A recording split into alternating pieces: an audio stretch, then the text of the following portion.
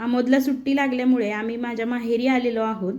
आमोद मस्त बाहेर खेळत आहे आणि माहेरी आलं की कसं सगळं आपल्या आवडीप्रमाणे आपल्याला जे आवडतं तसं अगदी मनाप्रमाणे सगळं होत असतं।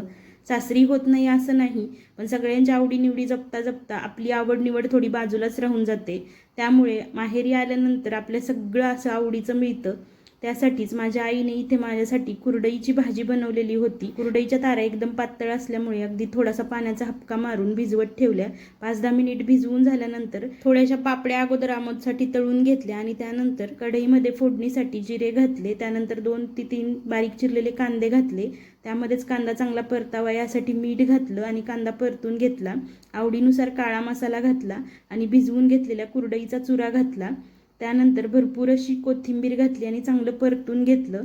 त्यानंतर पुन्हा थोडासा पाण्याचा हपका द्यायचा, पुन्हा थोडंसं परतून घ्यायचं आणि झाकण झाकून एक 4 ते 5 मिनिट हे शिजवून घ्यायचं। मला लहानपणापासूनच ही कुरडईची भाजी खूप आवडते।